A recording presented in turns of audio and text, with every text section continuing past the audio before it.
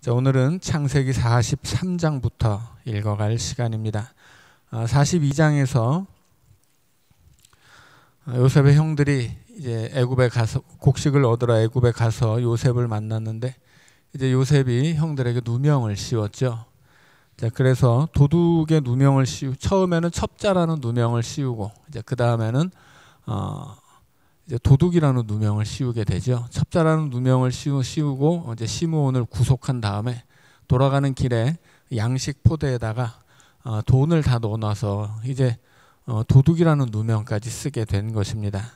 자, 그래서 집으로 갔는데 시므온이 구속되어 있으니까 이 시므온을 데려오려면 요셉이 요구 조건으로 내걸었던 것처럼 베냐민을 다시 데리고 와서 자기들이 첩자가 아니라는 걸 증명을 해야 되는데 베냐민을 데려가면 또 시므온도 잡혀 있는데 베냐민까지 잡히고 옛날에는 요셉도 잃었는데 이제 다른 아들들까지 잃을까봐 야곱이 허락을 하지 않습니다. 자, 그러나 곡식도 떨어지고 어차피 지금은 심각한 기근이기 때문에 곡식이 떨어진 상황에서는 아무리 자식들을 아낀다고 하더라도 먹고 살 양식이 있어야 되기 때문에 애굽에 갈 수밖에 없는 상황입니다. 그래서 43장으로 오면 이제 유다가 그런 절박한 상황에서 아버지를 설득하고 베냐민을 내주시면 데려갔다가 반드시 모든 형제들을 무사히 찾아올 것이고 그것이 안 될 것 같은 경우에는 자기 목숨을 담보로 삼아서라도 반드시 이 일을 이루어낼 테니 허락을 해달라고 이제 아버지에게 간청을 하고 아버지가 이제 요셉의 유다의 제안에는 이제 응하고 베냐민을 내주고 그럼 이제 다녀와라. 안 되면 어쩔 수 없지 않느냐 이렇게 이제 나옵니다. 자, 그러나 이것은 포기가 아니고 그만큼 유다를 믿는 것이고 또 상황이 그렇게 할 수밖에 없는 상황이 된 것이기도 합니다. 자, 이제 이런 이야기들을 먼저 이해를 하고 43장을 읽어가도록 하겠습니다. 그 땅의 기근이 심하고 그들이 애굽에서 가져온 곡식을 다 먹음에 그 아버지가 그들에게 이르되 다시 가서 우리를 위하여 양식을 조금 사오라. 유다가 아버지에게 말하여 이르되 그 사람이 우리에게 엄히 경고하여 이르되 너희 아우가 너희와 함께 오지 아니하면 너희가 내 얼굴을 보지 못하리라 하였으니 아버지께서 우리 아우를 우리와 함께 보내시면 우리가 내려가서 아버지를 위하여 양식을 사려니와 아버지께서 만일 그를 보내지 아니하시면 우리는 내려가지 아니하리니 그 사람이 우리에게 말하기를 너희의 아우가 너희와 함께 오지 아니하면 너희가 내 얼굴을 보지 못하리라 하였음이니이다. 이스라엘이 이르되 너희가 어찌하여 너희에게 또 다른 아우가 있다고 그 사람에게 말하여 나를 괴롭게 하였느냐. 그들이 이르되 그 사람이 우리와 우리의 친족에 대하여 자세히 질문하여 이르기를 너희 아버지가 아직 살아 계시느냐 너희에게 아우가 있느냐 하기로 그 묻는 말에 따라 그에게 대답한 것이니 그가 너희의 아우를 데리고 내려오라 할 줄을 우리가 어찌 알았으리이까. 유다가 그의 아버지 이스라엘에게 이르되 저 아이를 나와 함께 보내시면 우리가 곧 가리니 그러면 우리와 아버지와 우리 어린 아이들이 다 살고 죽지 아니하리이다. 내가 그를 위하여 담보가 되리오니 아버지께서 내 손에서 그를 찾으소서. 내가 만일 그를 아버지께 데려다가 아버지 앞에 두지 아니하면 내가 영원히 죄를 지리이다. 우리가 지체하지 아니하였더라면 벌써 2번 갔다 왔으리이다. 그들의 아버지 이스라엘이 그들에게 이르되 그러할진대 이렇게 하라.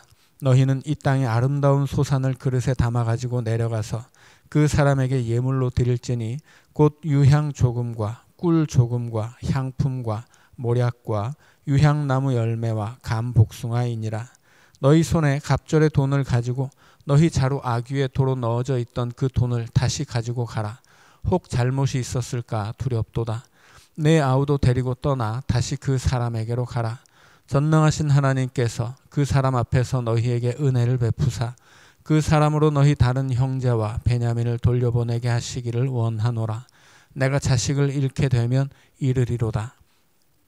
그 형제들이 예물을 마련하고 갑절의 돈을 자기들의 손에 가지고 베냐민을 데리고 애굽에 내려가서 요셉 앞에 서니라. 자, 이렇게 해서 이제 유다가 아버지의 허락을 받고 다른 형제들을 다 데리고 이제 시므온도 구하고 양식도 구하기 위해서 이제 애굽으로 내려가게 되는 것입니다. 자, 16절부터 또 읽을 텐데 이제 이 16절부터 다음의 이야기는 그렇게 야곱의 아들 형제들이 애굽에 갔을 때 요셉이 이 형제들을 자기 집으로 초대해서 함께 식사를 하는 이야기입니다. 요셉은 베냐민이 그들과 함께 있음을 보고 자기의 청지기에게 이르되 이 사람들을 집으로 인도해 드리고 짐승을 잡고 준비하라. 이 사람들이 정오에 나와 함께 먹을 것이니라. 청지기가 요셉의 명대로 하여 그 사람들을 요셉의 집으로 인도하니 그 사람들이 요셉의 집으로 인도되매 두려워하여 이르되 전번에 우리 자루에 들어있던 돈의 일로 우리가 끌려가는 도다. 이는 우리를 억류하고 달려들어 우리를 잡아 노예로 삼고 우리의 나귀를 빼앗으려 함이로다 하고 그들이 요셉의 집 청지기에게 가까이 나아가 그 집 문 앞에서 그에게 말하여 이르되 내 주여 우리가 전번에 내려와서 양식을 사가지고 여관에 이르러 자루를 풀어본즉 각 사람의 돈이 전액 그대로 자루 아귀에 있기로 우리가 도로 가져왔고 양식 살 다른 돈도 우리가 가지고 내려왔나이다. 우리의 돈을 우리 자루에 넣은 자는 누구인지 우리가 알지 못하나이다. 그가 이르되 너희는 안심하라. 두려워하지 말라. 너희 하나님 너희 아버지의 하나님이 재물을 너희 자루에 넣어 너희에게 주신 것이니라. 너희 돈은 내가 이미 받았느니라 하고 시므온을 그들에게로 이끌어내고 그들을 요셉의 집으로 인도하여 물을 주어 발을 씻게 하며 그들의 나귀에게 먹이를 주더라. 그들이 거기서 음식을 먹겠다 함을 들었으므로 예물을 정돈하고 요셉이 정오에 오기를 기다리더니 요셉이 집으로 오매 그들이 집으로 들어가서 예물을 그에게 드리고 땅에 엎드려 절하니 요셉이 그들의 안부를 물으며 이르되 너희 아버지 너희가 말하던 그 노인이 안녕하시냐 아직도 생존해 계시느냐. 그들이 대답하되 주의 종 우리 아버지가 평안하고 지금까지 생존하였나이다 하고 머리 숙여 절하더라. 요셉이 눈을 들어 자기 어머니의 아들 자기 동생 베냐민을 보고 이르되 너희가 내게 말하던 너희 작은 동생이 이 아이냐. 그가 또 이르되 소자여 하나님이 내게 은혜 베푸시기를 원하노라. 요셉이 아우를 사랑하는 마음이 복받쳐 급히 울 곳을 찾아 안방으로 들어가서 울고 얼굴을 씻고 나와서 그 정을 억제하고 음식을 차리라 하매 그들이 요셉에게 따로 차리고 그 형제들에게 따로 차리고 그와 함께 먹는 애굽 사람에게도 따로 차리니 애굽 사람은 히브리 사람과 같이 먹으면 부정을 입음이었더라. 그들이 요셉 앞에 앉되 그들의 나이에 따라 앉히게 되니 그들이 서로 이상히 여겼더라. 요셉이 자기 음식을 그들에게 주되 베냐민에게는 다른 사람보다 5배나 주매 그들이 마시며 요셉과 함께 즐거워하였더라. 자, 이제 요셉의 집으로 초대된 이 형들에게 이 형들이 요셉을 요셉의 집에 갔을 때 먼저 청지기에게 사정을 이야기하죠.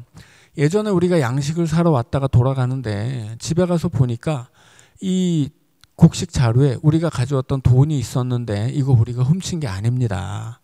절대 우리가 훔친 게 아니고 누가 거기다 돈을 넣어놨는지 우리는 알지 못해서 이번에 올 때 그 돈도 거기 도로 가져오고 그리고 곡식을 살 돈도 또 가져왔으니 오해하지 마시고 곡식을 좀 팔아주시고 또 우리 동생도 좀 내어주시기를 바랍니다. 이렇게 이제 이야기를 하죠. 그리고 이제 청지기가 안심하라고 그거 뭐 너희들 도둑으로 생각하지 않고 그건 뭐 너희 하나님이 그렇게 하신 모양이다. 이제 이렇게 좋은 이야기를 합니다. 그리고 요셉의 집에서 기다릴 때 이제 요셉이 점심을 먹으러 오지요. 그렇게 요셉이 자기 집에 들어오고 그 요셉을 기다리던 형제들이 요셉을 보자 이제 26절에 보니까 예물을 그에게 드리고 땅에 엎드려 절하니 라고 이야기합니다. 28절에서도 머리 숙여 절하더라 이렇게 이야기하죠. 그러니까 두 번째 애굽에 왔을 때 이 형제들이 또 2번이나 요셉 앞에 절을 하는 거예요. 처음 요셉이 꿈을 꿨을 때 형들에게 이야기할 때는 네가 우리를 다스리겠냐 우리가 너에게 절하겠느냐 이제 콧방귀를 꼈지만 결국은 요셉의 꿈이 이렇게 이루어지고 있는 거죠. 자, 그런데 29절에 보면 요셉이 베냐민을 향해서 이 아이가 그 아이냐 이제 니네 형제들이 얘기하던 그 집에 있다던 막내 동생이 이 아이냐 물어본 다음에 이 베냐민을 향해서 소자여 이렇게 부르죠. 그 소자라는 말이 히브리어로는 베니라고 하는 말이에요.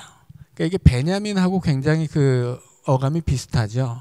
그러니까 지금 요셉은 베냐민을 부르고 싶은데 자기와 똑같이 라헬에게서 나온 자기 친동생이 베냐민을 부르고 싶은데 베냐민 지금 이 요셉은 완전한 애굽의 총리로 분장을 하고 있기 때문에 정체를 알려주지 않고 이제 그래서 자기 동생을 봤지만 부르지를 못하죠. 그런데 소자여라고 부르는데 그게 마치 베냐민을 부르는 것처럼 베니라고 부르니까 이제 감정이 복받쳐 오른 거예요. 그래서 베냐민이라고 부르지 못하고 베니라고 부르고서는 이제 감정이 복받치니까 울 곳을 찾아서 이제 안방으로 들어가서 울고 나왔다고 합니다. 하지만 이제 아직까지도 그럼에도 불구하고 요셉은 자기 정체를 밝히지 않죠. 왜냐하면 요셉은 지금 자기 형제들의 모습을 그 마음이 어떤 것인지 그들의 태도가 어떤 것인지 지금 떠보고 있는 것입니다. 그래서 음식을 차리는데 요셉에게 따로 차리고 형제들에게 따로 차리고 또 다른 애굽 사람들도 또 따로따로 이렇게 차려서 먹습니다. 그리고서 왜 그렇게 했냐면 이 애굽 사람들은 히브리 사람과 같이 먹으면 부정을 입음이었더라 이렇게 이야기하죠. 애굽 사람들은 자기 민족이 아니면 다른 민족 사람들하고 함께 먹는 걸 부정탄다고 여겼던 거예요. 그러니까 지금 이 이야기는 요셉이 아주 철저하게 애굽의 총리로서 그 형제들을 만나고 있다는 걸 알려주는 것입니다. 그런 모습이죠. 그러나 그럼에도 불구하고 이제 자기 형제들을 나이 순으로 안 치니까 저 애굽 총리가 우리 형제들 서열을 어떻게 알았을까? 이걸 이제 이상하게 여겼다고 하죠. 그리고 그렇게 서열대로 앉아있는 형제들 중에 베냐민에게는 음식을 5배로 줬다고 합니다. 어찌되었건 이 형제들의 입장에서는 같이 식사하는 걸 부정하게 여기는 애굽의 총리가 식사도 같이 해주고 자기 음식을 자기 막내 동생에게 5배나 주니까 굉장히 호감을 가지고 있다라고 하는 걸 이제 알게 된 거죠. 그래서 이제 갑자기 이제 그 전까지는 두려움에 떨고 우리를 도둑으로 몰려나 지난번에 첩자라고 오해했었는데 이게 풀어졌으려나 두렵고 어떤 의문들이 많았는데 이제 그것들은 다 해결이 되고 이제 갑자기 분위기가 너무 좋아지는 것입니다. 하지만 이제 다시 요셉이 누명을 씌우면서 이제 반전이 일어나죠. 44장의 이야기입니다. 요셉이 그의 집 청지기에게 명하여 이르되 양식을 각자의 자루에 운반할 수 있을 만큼 채우고 각자의 돈을 그 자루에 넣고 각자의 돈을 넣는다는 건 다시 도둑 누명을 씌우겠다는 뜻입니다. 또 내 잔 곧 은잔을 그 청년의 자루 아귀에 넣고 그 청년은 베냐민을 이야기하는 것이죠. 그 양식 값 돈도 함께 넣어라 하매 그가 요셉의 명령대로 하고 아침이 밝을 때에 사람들과 그들의 나귀들을 보내니라. 그들이 성읍에서 나가 멀리 가기 전에 요셉이 청지기에게 이르되 일어나 그 사람들의 뒤를 따라가서 그들에게 이르기를 너희가 어찌하여 선을 악으로 갚느냐. 이것은 내 주인이 가지고 마시며 늘 점치는 데 쓰는 것이 아니냐. 너희가 이같이 하니 악하도다 하라. 청지기가 그들에게 따라가서 그대로 말하니 그들이 그에게 이르되 내 주여 어찌 이렇게 말씀하시나이까. 당신의 종들이 이런 일은 결단코 아니하나이다. 우리 자루에 있던 돈도 우리가 가나안 땅에서부터 당신에게로 가져왔거늘 우리가 어찌 당신의 주인의 집에서 은금을 도둑질하리이까. 당신의 종들 중 누구에게서 발견되든지 그는 죽을 것이요 우리는 내 주의 종들이 되리이다. 그가 이르되 그러면 너희의 말과 같이 하리라. 그것이 누구에게서든지 발견되면 그는 내게 종이 될 것이요 너희는 죄가 없으리라.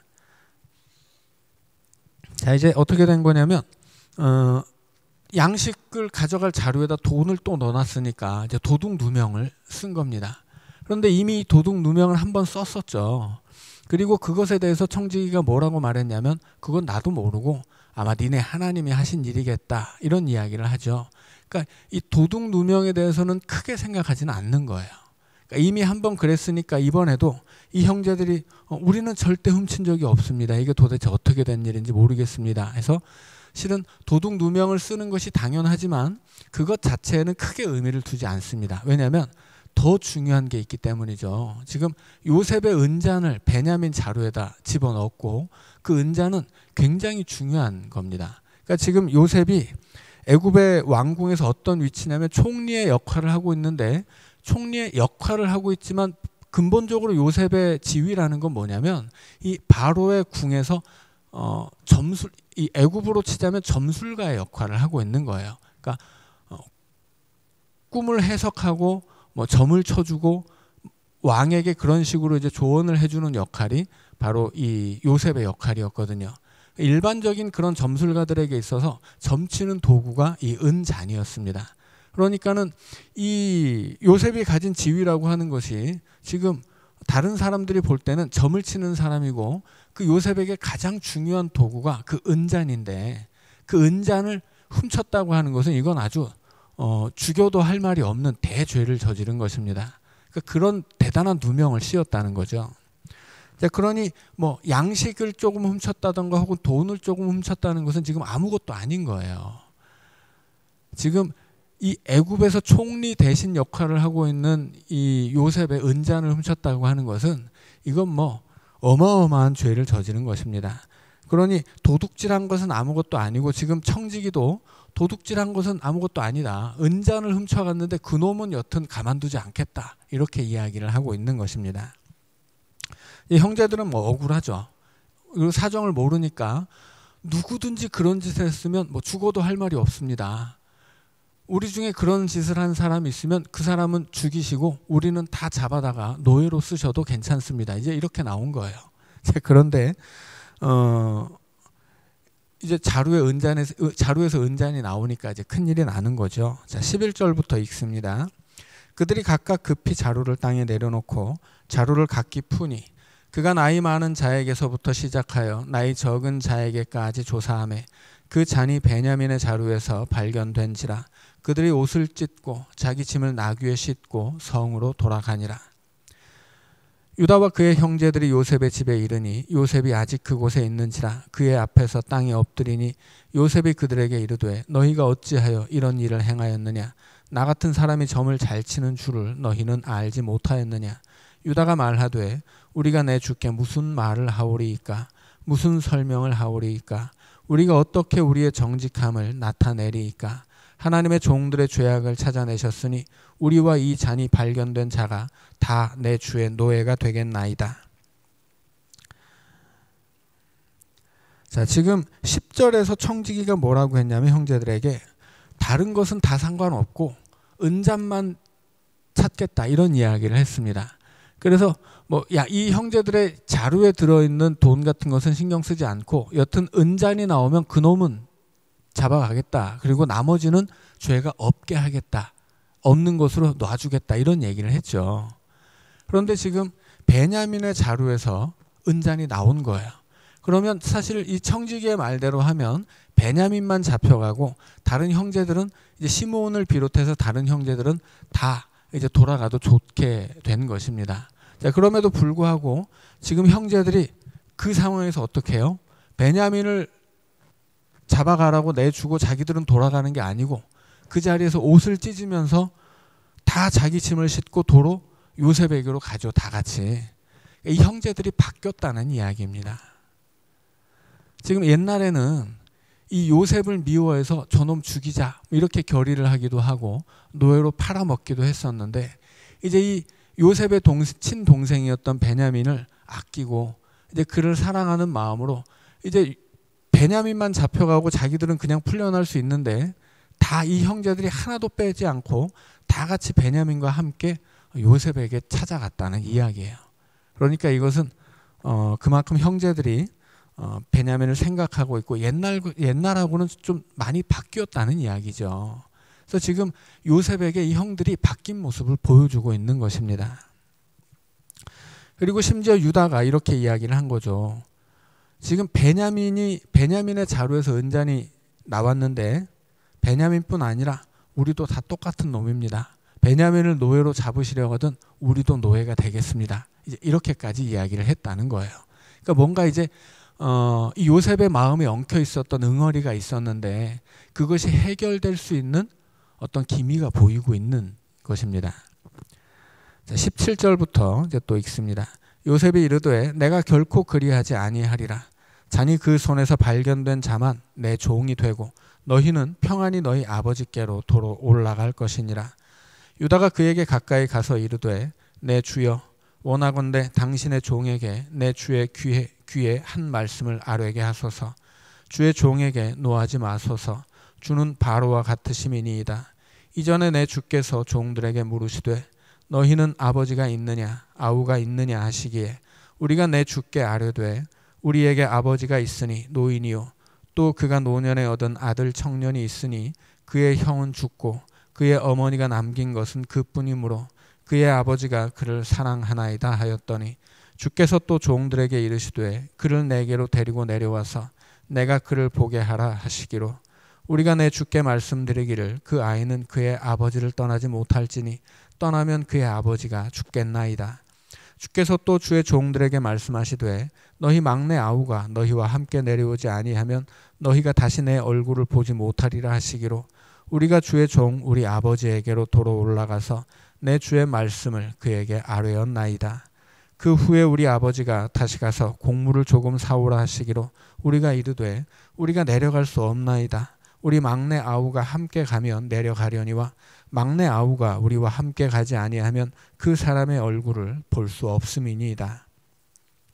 주의 종 우리 아버지가 우리에게 이르되 너희도 알거니와 내 아내가 내게 두 아들을 낳았으나 하나는 내게서 나갔으므로 내가 말하기를 틀림없이 찢겨 죽었다 하고 내가 지금까지 그를 보지 못하거늘 너희가 이 아이도 내게서 데려가려 하니 만일 재해가 그 몸에 미치면 나의 흰 머리를 슬퍼하며 수올로 내려가게 하리라 하니 아버지의 생명과 아이의 생명이 서로 하나로 묶여 있거늘 이제 내가 주의 종 우리 아버지에게 돌아갈 때 아이가 우리와 함께 가지 아니하면 아버지가 아이의 없음을 보고 죽으리니 이같이 되면 종들이 주의 종 우리 아버지가 흰 머리로 슬퍼하며 수올로 내려가게 함이니이다.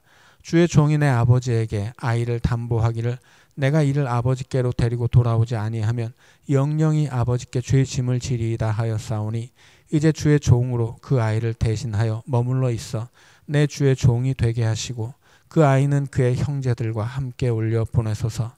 그 아이가 나와 함께 가지 아니하면 내가 어찌 내 아버지에게로 올라갈 수 있으리이까. 두렵건대 재해가 내 아버지에게 미침을 보리이다.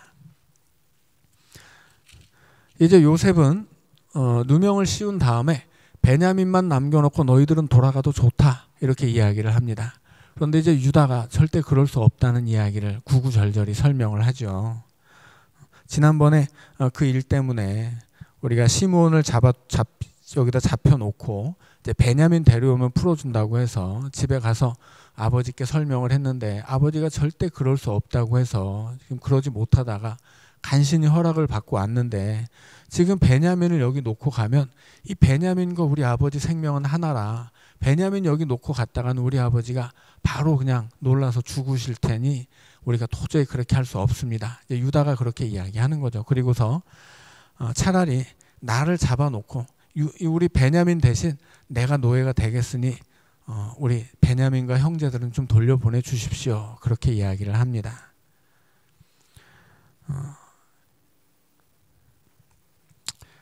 이제 그야말로 유다가 이제 형 노릇을 톡톡히 하는 거죠.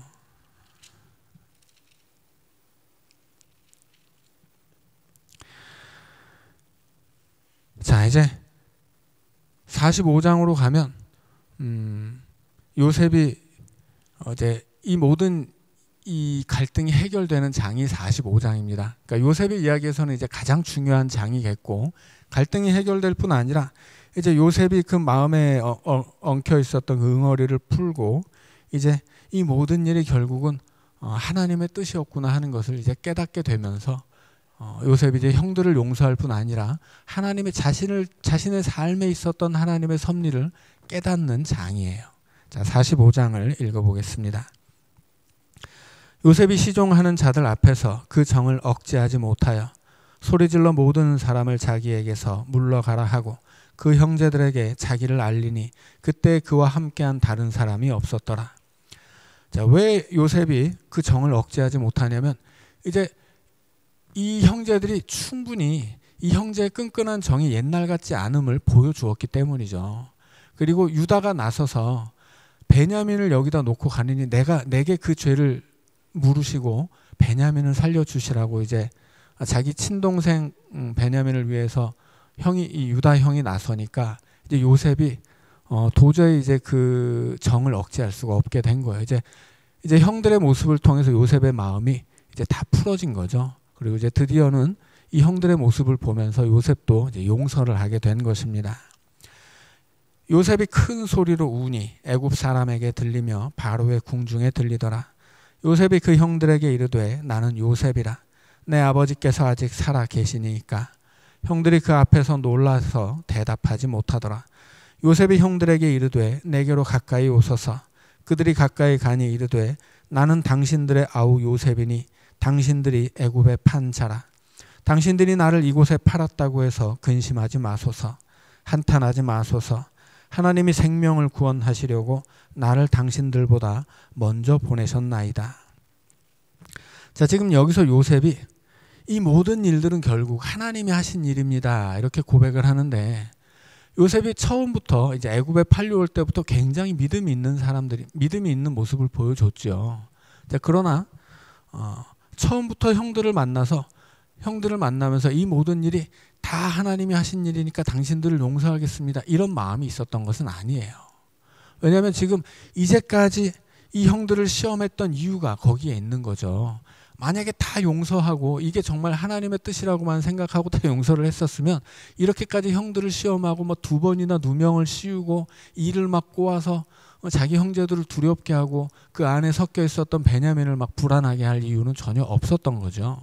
그러니까 지금 실은 요셉은 늘 믿음이 있었던 사람이지만 형들에게 당했던 그 옛날의 억울한 일, 자기 인생이 결국은 이렇게 잘 풀리기는 했지만 그 옛날 자기를 죽이려고 했었고 애굽의 노예로 팔아버렸던 형들을 향한 그 원한이 남아 있었던 거예요.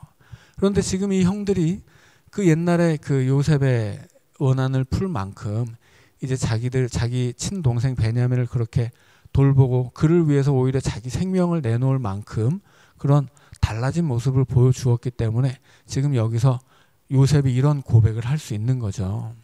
그러니까 이것은 실은 요셉만의 신앙은 아니었다라고 하는 것입니다.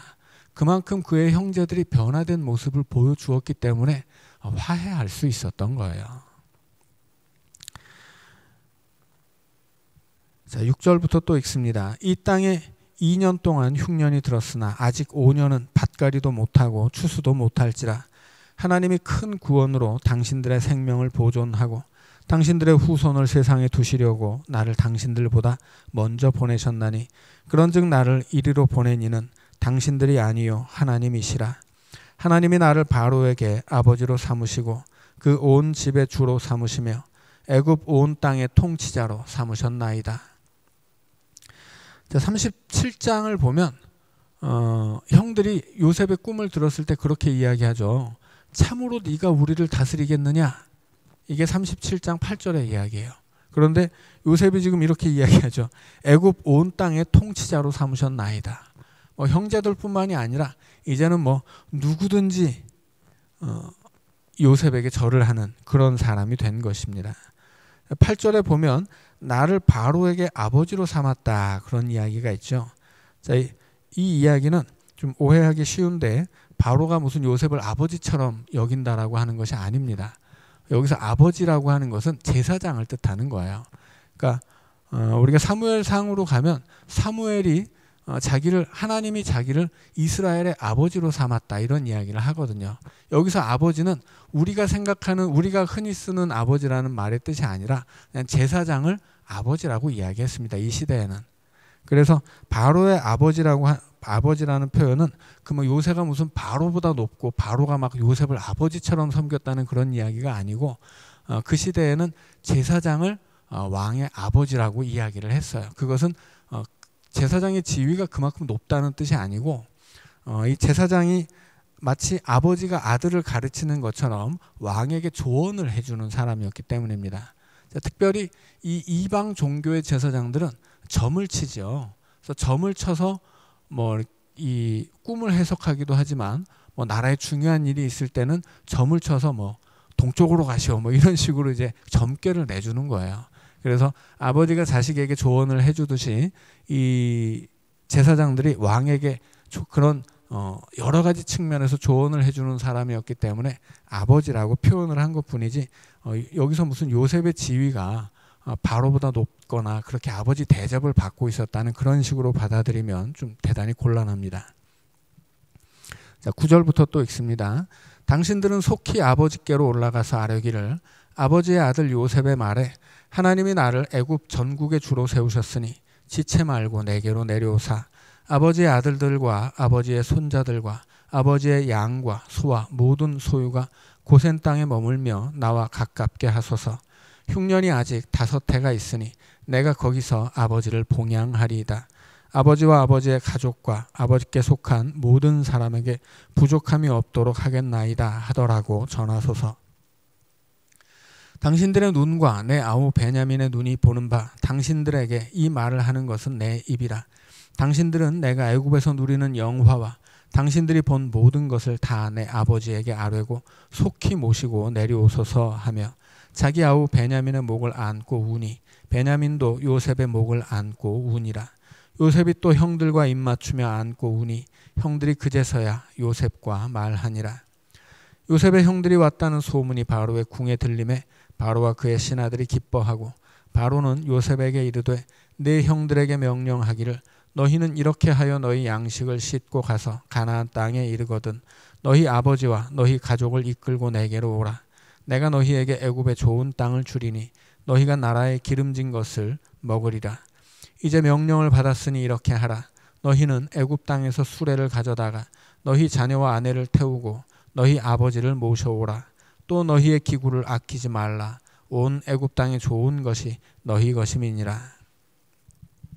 이제 바로도 이제 허락을 하죠. 그리고 요셉의 형제들이 왔다는 이야기를 듣고 야, 뭐 우리 애굽의 총리 대신 이렇게 대단한 일을 하고 있는 요셉의 가족들이 왔어? 그러면 그 시골 땅에서 고생하지 말고 얼른 이리로 다 데려와서 우리가 잘해줄 테니까 다 어서 이사 오라고 이제 바로까지 환영을 해준다는 이야기입니다.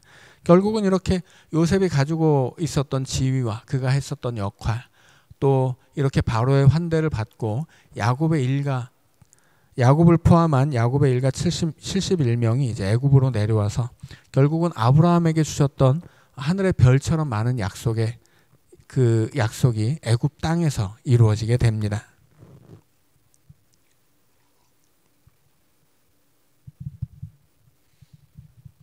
21절부터 읽습니다. 이스라엘의 아들들이 그대로 할세 요셉이 바로의 명령대로 그들에게 수레를 주고 길 양식을 주며 또 그들에게 다 각기 옷 한 벌씩을 주되 베냐민에게는 은 300과 옷 5벌을 주고 그가 또 이와 같이 그 아버지에게 보내되 순나기 10필에 애굽의 아름다운 물품을 실리고 암나기 10필에는 아버지에게 길에서 드릴 곡식과 떡과 양식을 실리고 이에 형들을 돌려보내며 그들에게 이르되 당신들은 길에서 다투지 말라 하였더라. 그들이 애굽에서 올라와 가나안 땅으로 들어가서 아버지 야곱에게 이르러 알리어 이르되 요셉이 지금까지 살아있어 애굽 땅 총리가 되었더이다.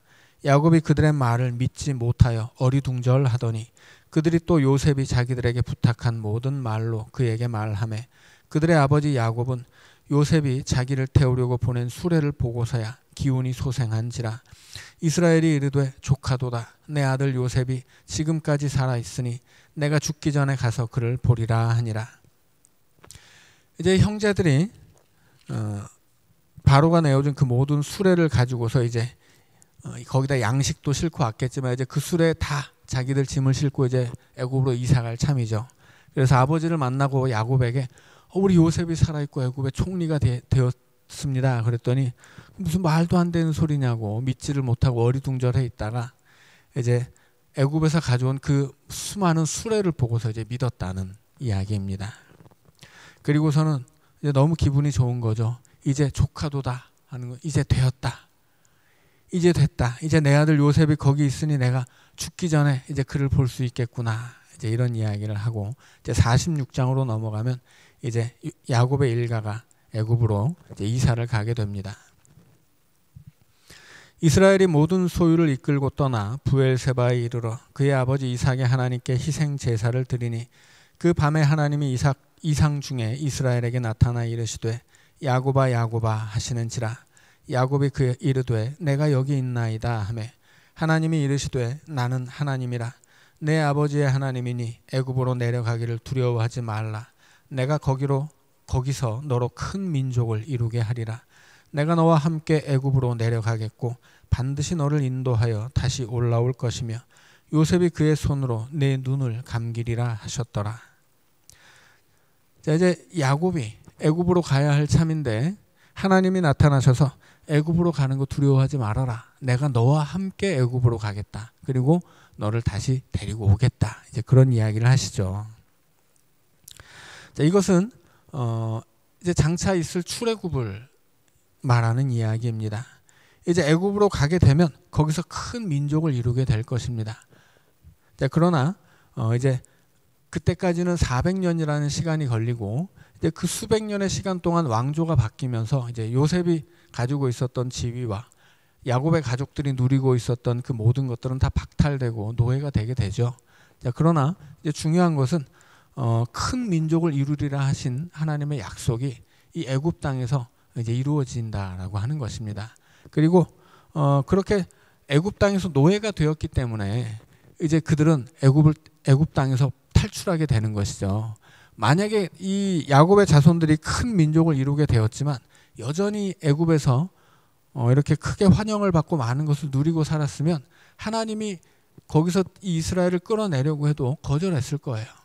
이스라엘 백성들은 출애굽을 한 다음에도 늘 불평하고 불만 품고 원망하던 사람들이거든요. 이 사람들이 늘 이 모세에게 말하던 게 뭐냐면 우리가 애굽에 있었을 때 뭘 먹었는데 뭘 누렸는데 그런 말도 안 되는 소리를 했었습니다. 실제로 그들이 애굽에 있었을 때 노예였음에도 불구하고 광야에 나와서는 또 다른 고생이 있으니 이제 불평 불만을 일삼았던 거죠. 그러니 그들이 노예가 아니었다면 절대로 그들은 애굽을 떠나지 않았다 하는 것입니다. 그러니 하나님은 이 아브라함에게 주신 수많은 자손의 약속과 또 자손의 약속을 애굽에서 이루었지만 이제 그 이후에는 땅의 약속을 성취해야 되기 때문에 그들로 하여금 노예로 전락하게 만드시는 거죠. 이런 그 이스라엘 민족에게 주어졌던 이 야곱의 가족들이 가서 애굽의 좋은 것을 누리면서 번성했던 것이든 아니면 그들이 지위를 다 잃고 노예로 전락했던 것이든 결국은 이것들이 다 하나님이 계획하신 그 약속을 성취하는 수단으로 사용됐다라고 하는 것입니다.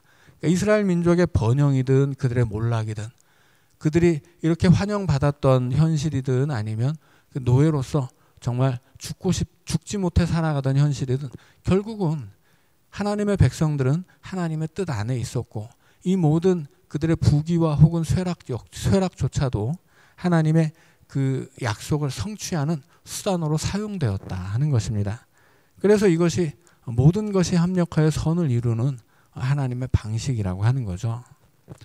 그러니 지금 야곱이 이렇게 요셉을 통해서 그들의 일가가 크게 환영받고 뭔가 대단한 것을 누리는 것이든 아니면 이후로 모든 것을 다 박탈당하고 노예로 전락하는 것이든 결국은 그 모든 인생의 굴곡이라고 하는 것이 이제 하나님의 뜻 안에 있다라고 하는 것입니다. 우리가 봐야 할 것은 바로 그거죠.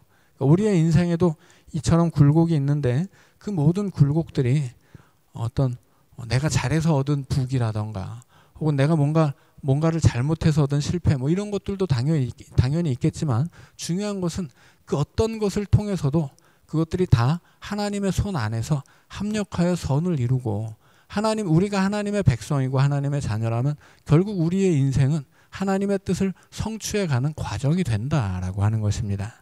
지금 이 창세기에서 야곱의 이야기는 바로 그런 하나님의 섭리가 어떻게 성취되어 가는가 그것을 우리에게 잘 보여주고 있습니다. 자, 8절부터 또 읽습니다. 애굽으로 내려간 이스라엘 가족의 이름은 이러하니라. 야곱과 그의 아들들 곧 야곱의 맏아들 루벤과 루벤의 아들 하녹과 발루와 헤스론과 갈미요 시므온의 아들은 여무엘과 야민과 오핫과 야긴과 스할과 가나안 여인의 아들 사울이요. 레위의 아들은 게르손과 그핫과 무라리요. 유다의 아들 곧 엘과 오난과 셀라와 베레스와 세란이. 엘과 오난은 가나안 땅에서 죽었고 베레스의 아들은 헤스론과 하물이요. 이사갈의 아들은 돌라와 부아와 욥과 시므론이요. 스불론의 아들은 세렛과 엘론과 얄르엘이니 이들은 레아가 밧단 아람에서 야곱에게 난 자손들이라. 그 딸 디나를 합하여 남자와 여자가 33명이며 갓의 아들은 시뵐과 학기와 수니와 에스본과 에리와 아로디와 아렐리요. 아셀의 아들은 임나와 이스와와 이스위와 부리아와 그들의 누이 세라며 또 부리아의 아들은 헤벨과 말기엘이니 이들은 라반이 그의 딸 레아에게 준 실바가 야곱에게 낳은 자손들이니 모두 16명이라. 야곱의 아내 라헬의 아들 곧 요셉과 베냐민이요. 애굽 땅에서 온의 제사장 보디베라의 딸 아스낫이 요셉에게 낳은 므낫세와 에브라임이요. 베냐민의 아들 곧 벨라와 베겔과 아스벨과 게라와 나아만과 에히와 로스와 뭇빔과 훗빔과 아롯이니 이들은 라헬이 야곱에게 낳은 자손들이니 모두 14명이요. 단의 아들 후심이요. 납달리의 아들 곧 야스엘과 구니와 예셀과 실림이라. 이들은 라반이 그의 딸 라헬에게 준 빌하가 야곱에게 낳은 자손들이니 모두 7명이라. 야곱과 함께 애굽에 들어간 자는 야곱의 며느리들 외에 66명이니 이는 다 야곱의 몸에서 태어난 자이며 애굽에서 요셉이 낳은 아들은 2명이니 야곱의 집 사람으로 애굽에 이른 자가 모두 70명이었더라. 야곱에게서 낳은 이 자손들이 70명이고 야곱까지 합하면 이제 71명이 되는 것입니다. 자, 28절부터 또 읽습니다. 야곱이 유다를 요셉에게 미리 보내요. 자, 여기서도 유다의 역할이 두드러지죠.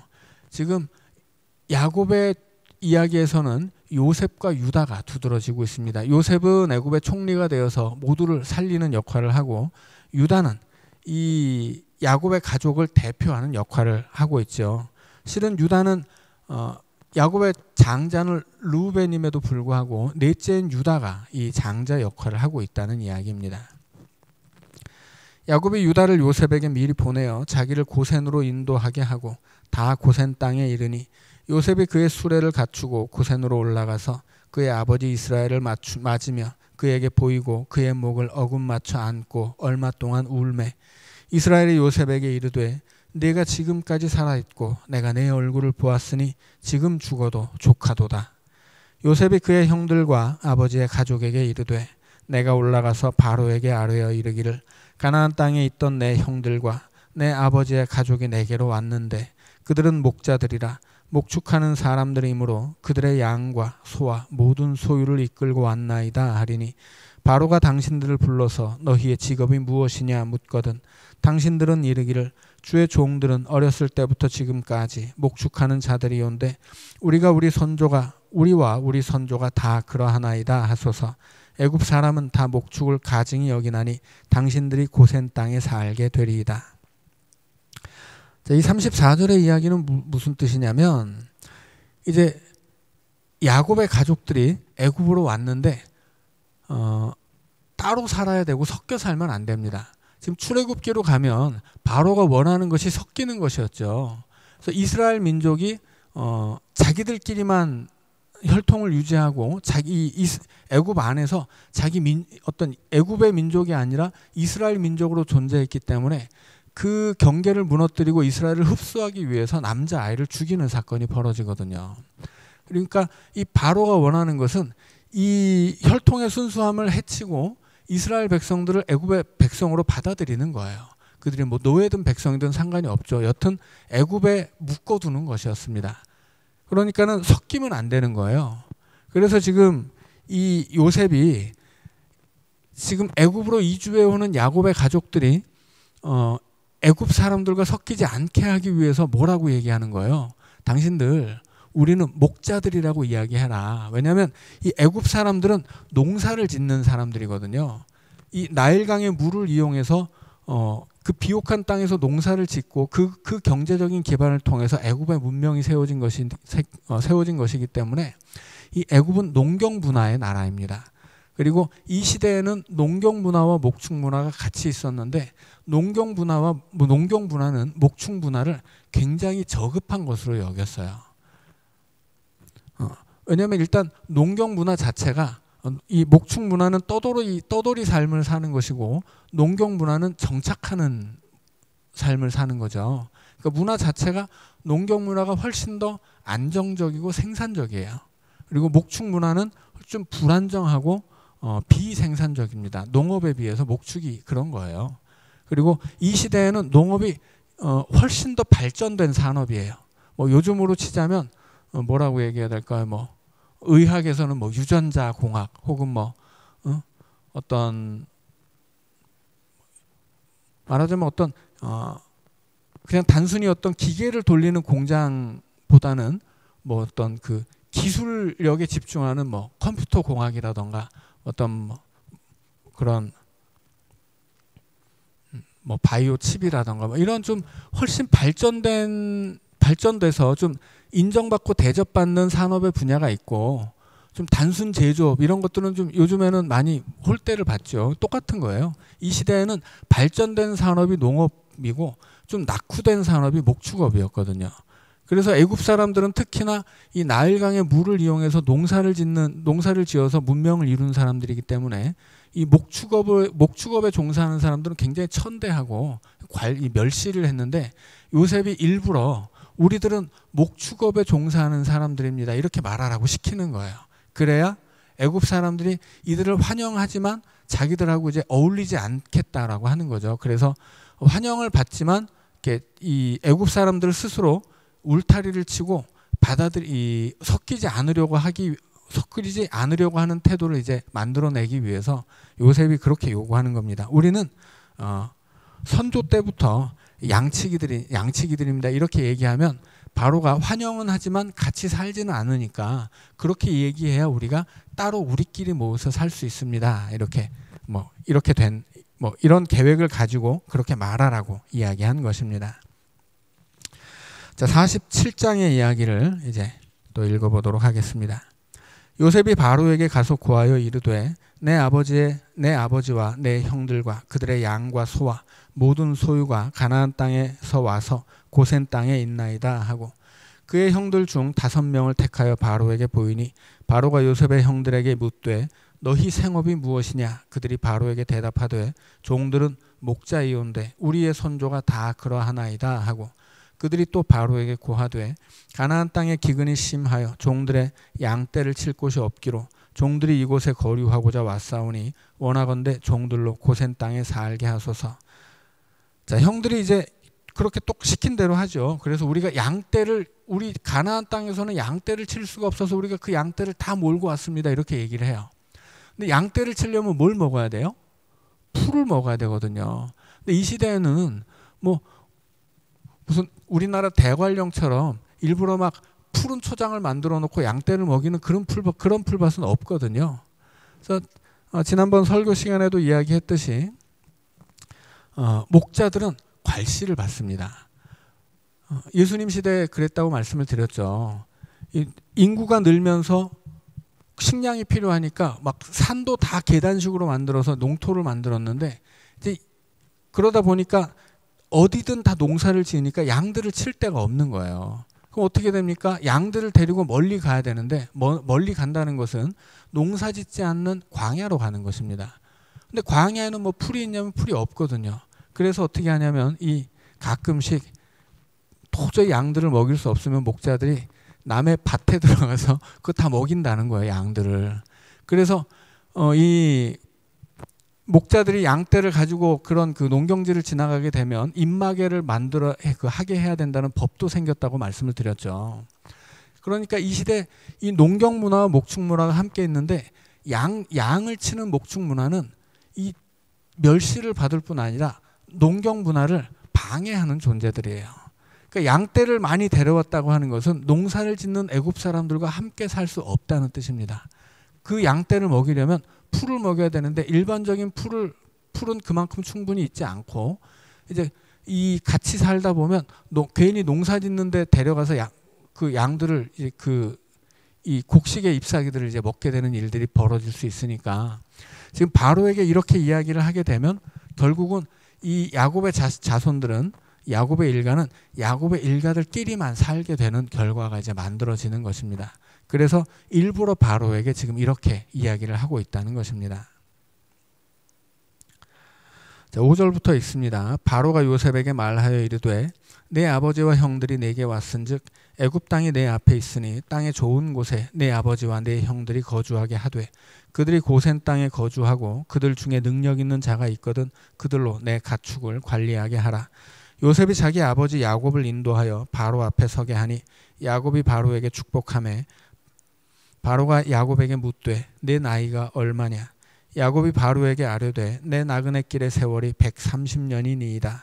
내 나이가 얼마 못 되니 우리 조상의 나그네 길의 연조에 미치지 못하나 험악한 세월을 보내었나이다 하고 야곱이 바로에게 축복하고 그 앞에서 나오니라. 요셉이 바로의 명령대로 그의 아버지와 그의 형들에게 거주할 곳을 주되 애굽의 좋은 땅 라암셋을 그들에게 주어 소유로 삼게 하고 또 그의 아버지와 그의 형들과 그의 아버지의 온 집에 그 식구를 따라 먹을 것을 주어 봉양하였더라. 야곱이 바로 앞에 서게 되는데 네 나이가 몇이냐 물었더니 제 나이가 130년인데 나그네 삶이 없고 험악한 세월이었습니다. 이렇게 이야기하죠. 야곱의 삶을 보면 이제 형을 피해서 가나안에서 하란으로 갔다가 또 하란에서는 삼촌을 피해서 또 가나안으로 이제 오게 되죠.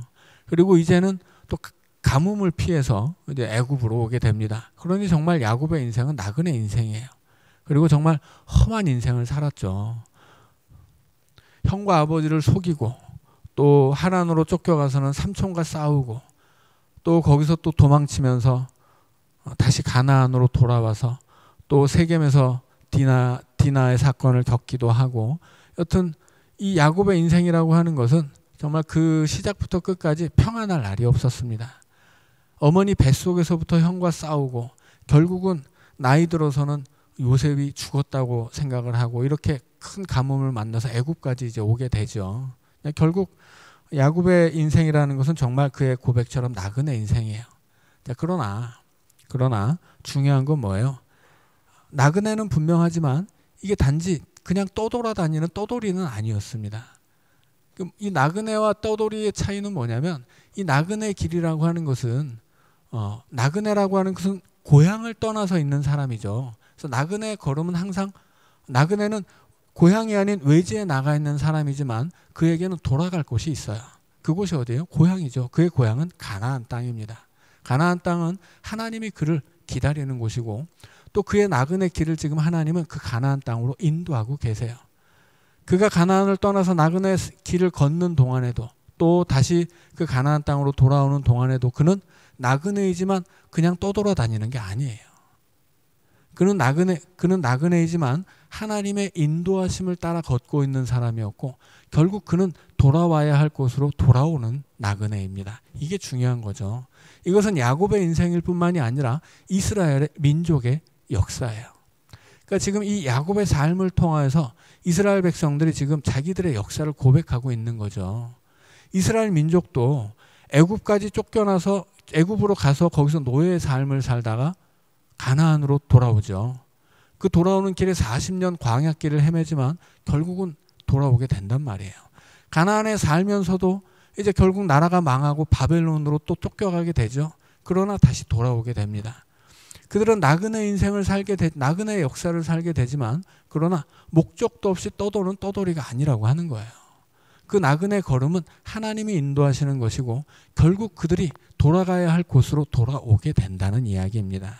그래서 그들은 험악한 인생을 살지만 그럼에도 불구하고 하나님의 백성이에요. 그러니까 이스라엘 백성들이 성경 안에서 자신들의 하나님을 야곱의 하나님이라고 고백하는 것은 바로 그런 이유인 거죠. 그렇게 험악한 인생을 살지만 결국은 그 험악한 인생의 끝에서 하나님의 계획이 어떤 것인지를 경험하고 알게 되는 것, 그것이 야곱의 인생이고 그렇게 야곱과 동행하신 분이 야곱의 하나님이라는 말씀입니다. 자, 13절부터 다시 또 읽습니다. 기근이 더욱 심하여 사방에 먹을 것이 없고 애굽 땅과 가나안 땅이 기근으로 황폐하니 요셉이 곡식을 팔아 애굽 땅과 가나안 땅에 있는 돈을 모두 거두어 들이고 그 돈을 바로의 궁으로 가져가니 애굽 땅과 가나안 땅에 돈이 떨어진지라. 애굽 백성이 다 요셉에게 와서 이르되 돈이 떨어졌사오니 우리에게 먹을 거리를 주소서. 어찌 주 앞에서 죽으리이까. 요셉이 이르되 너희의 가축을 내라. 돈이 떨어졌은즉 내가 너희의 가축과 바꾸어 주리라. 그들이 그들의 가축을 요셉에게 끌어오는지라. 요셉이 그 말과 양떼와 소떼와 나귀를 받고 그들에게 먹을 것을 주되 곧 그 모든 가축과 바꾸어서 그 해 동안에 먹을 것을 그들에게 주니라. 그 해가 다 가고 새 해가 되매 무리가 요셉에게 와서 그에게 말하되 우리가 주께 숨기지 아니하나이다. 우리의 돈이 다하였고 우리의 가축대가 주께로 돌아갔사오니 주께 낼 것이 아무것도 남지 아니하고 우리의 몸과 토지뿐이라. 우리가 어찌 우리의 토지와 함께 주의 목전에 죽으리이까. 우리 몸과 우리 토지를 먹을 것을 주고 사소서. 우리가 토지와 함께 바로의 종이 되리니 우리에게 종자를 주시면 우리가 살고 죽지 아니하며 토지도 황폐하게 되지 아니하리이다. 그러므로 요셉이 애굽의 모든 토지를 다 사서 바로에게 바치니 애굽의 모든 사람들이 기근에 시달려 각기 토지를 팔았음이라. 땅이 바로의 소유가 되니라. 요셉이 애굽 땅 이 끝에서 저 끝까지의 백성을 성읍들에 옮겼으나 제사장들의 토지는 사지 아니하였으니 제사장들은 바로에게서 녹을 받음이라. 바로가 주는 녹을 먹음으로 그들이 토지를 팔지 않음이었더라. 요셉이 백성에게 이르되 오늘 내가 바로를 위하여 너희 몸과 너희 토지를 샀노라. 여기 종자가 있으니 너희는 그 땅에 뿌리라. 추수의 5분의 1을 바로에게 상납하고 5분의 4는 너희가 가져서 토지의 종자로도 삼고 너희의 양식으로도 삼고 너희 가족과 어린아이의 양식으로도 삼으라. 그들이 이르되 주께서 우리를 살리셨사오니 우리가 주께 은혜를 입고 바로의 종이 되겠나이다. 요셉이 애굽 토지법을 세우매 그 5분의 1이 바로에게 상납되나 제사장의 토지는 바로의 소유가 되지 아니하여 오늘날까지 이르니라. 이스라엘 족속이 애굽 고센 땅에 거주하며 거기서 생업을 얻어 생육하고 번성하였더라. 야곱이 애굽 땅에 17년을 거주하였으니 그의 나이가 147세라. 이스라엘이 죽을 날이 가까움에 그의 아들 요셉을 불러 그에게 이르되 이제 내가 네게 은혜를 입었거든 청하노니 내 손을 내 허벅지 아래에 넣고 인애와 성실함으로 내게 행하여 애굽의 나를 장사하지 아니하도록 하라. 내가 조상들과 함께 눕거든 너는 나를 애굽에서 메어다가 조상의 묘지에 장사하라. 요셉이 이르되 내가 아버지의 말씀대로 행하리이다. 야곱이 또 이르되 내게 맹세하라 하매 그가 맹세하니 이스라엘이 침상머리에서 하나님께 경배하니라. 자, 이제 야곱이 147세가 되었습니다. 바로 앞에 나갔을 때 내가 130살이고 험악한 세월을 살았습니다 했는데 이제 어느새 17년이 지났어요. 그리고 이제 야곱은 노소에서 죽을 날이 가까웠다고 하죠. 죽을 날이 가까우니까 이 야곱은 이제 애굽에서 죽음을 맞이하는 것에 대해서 뭔가 두려움을 느끼죠. 그게 뭐냐면 여기서 내가 여기서 묻혀 죽을 수는 없다 하는 것입니다. 그래서 이제 요셉을 부르죠. 만약에 내가 죽거든, 너 맹세해라. 나 여기다가 나를 묻지 않는다고 맹세해라. 내가 죽거든 내 육신을 반드시 우리 고향 땅으로 가져가서 우리 아버지, 우리 할아버지, 우리 일가가 묻히는 무덤에 나를 묻겠다고 약속해라. 이제 그런 맹세를 하게 합니다. 그리고 이 맹세는 요셉이 그대로 똑같이 배워요. 그래서 요셉도 죽을 때 후손들을 불러놓고 맹세를 시킵니다.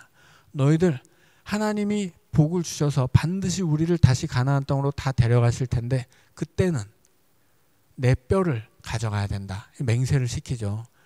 그리고 실제로 이제 출애굽기로 가면 모세가 이스라엘 백성들을 데리고서 애굽을 탈출할 때 요셉의 뼈를 가지고서 가나안으로 갑니다. 그만큼 요셉의 이 유언이 그대로 대를 이어서 이어져 내려왔다고 하는 거예요. 무슨 말이냐면 이 이스라엘 백성들은 애굽에 살면서도 자기들이 가나안 땅으로 가야 한다는 것을 기억하고 있었다는 이야기예요. 무엇을 통해서? 요셉의 유언을 통해서입니다.